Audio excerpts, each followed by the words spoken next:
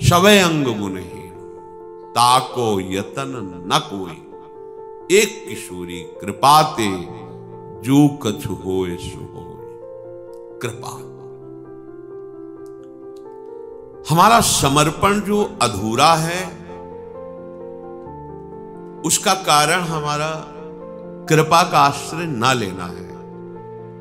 हम कभी कभी बड़ी भूल कर बैठते हैं, हम कृपा को गलत ढंग में ले लेते हैं। हमारे पास मनचाही हो गई, रुपया पैसा खूब हो गया, अनुकूलता मिल गई, वाहवाही मिल गई, तो हम मानने लगते हैं कि हमारे ऊपर कृपा है।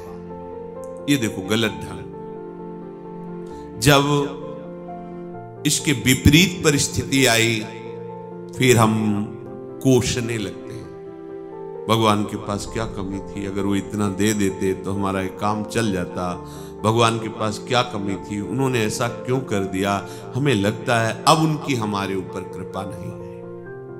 हम कृपा को अनुकूलता में तोड़ने लगते हैं, प्राकृतिक अनुकूलता को हम कृपा मानने लगते हैं।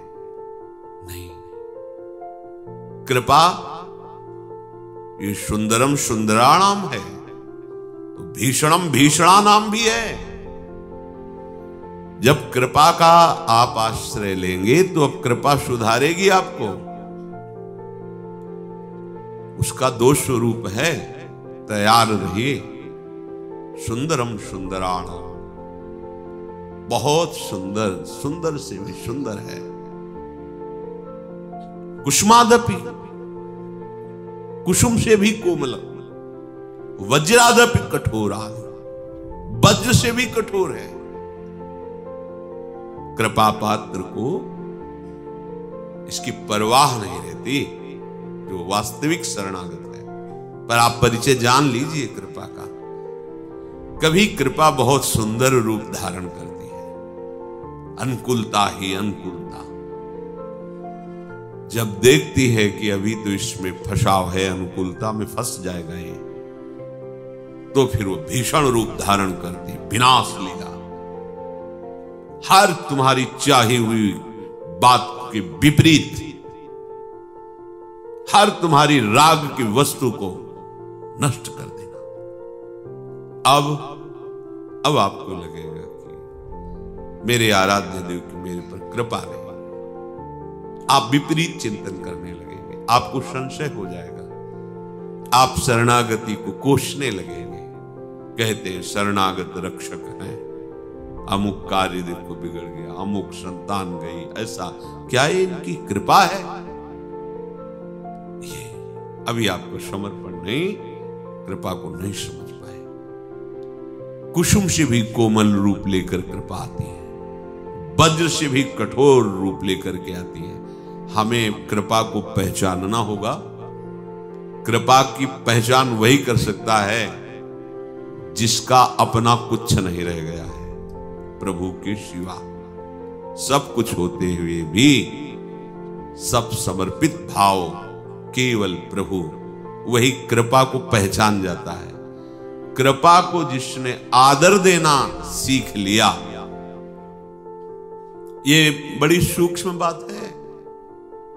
अपमान, निंदा, तिरस्कार, जितना कड़ुआ व्यवहार है वो एक साथ कृपा लेके आ सकती है, क्योंकि बहुत शीघ्र आपको प्रेम रस में डुबोना है। कम समय में बहुत दूर वाली मंजिल तय करानी उसे, तो आपको हल्का करेगी। जितना राग भरा हुआ है मिट एक साथ हो सकता है ऐसा। आपका मन प्रतिकूल, आपका तन प्रतिकूल, आपका बाहरी व्यवहार जन प्रतिकूल, हाहाकार मच सकता है।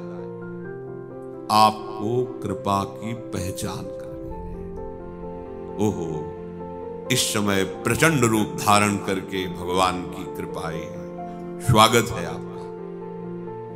ऐसा मंगल मोद, ऐसा परिणाम आनंद में होगा, कृतकृत्य हो जाओगे। पर कृपा को केवल अनुकूलता, सम्मान, प्रियता, इसमें मत तोलिए। हमारी हालत यही है। हमारी जब अनुकूलता बनती तो हमें लगता है बड़ी कृपा है, और जब प्रतिकूलता आती है तो लगता है कृपा हट गई। ये कृपा कोई अनुकूलता प्रतिकूलता से संबंध नहीं रखती है, ये आपको केवल प्रियालाल के प्रेम में डुबोएगी। उसको जो भी करना पड़ेगा। जब देख लिया गया कि अब ये विषैला फोड़ा दबने वाला नहीं है, अब तो ऑपरेशन शल्य क्रिया ही इसका उपचार है, तो फिर वो ऑपरेशन ही होगा। ऐसे ही जब कृपा सिंधु की कृपा देख लेती है कि अब इसका अहंकार इतना बढ़ गया है, राग इतना बढ़ गया है कि अब तो ऑपरेशन करना ही पड़ेगा, तब भीषणम भीषणाना भयंकर रूप धारण कर लेती है कृपा, और टूटने नहीं देगी। ये भी बात है, कृपा का जो भयंकर प्रहार होगा वो आपको कवच पहना के होगा।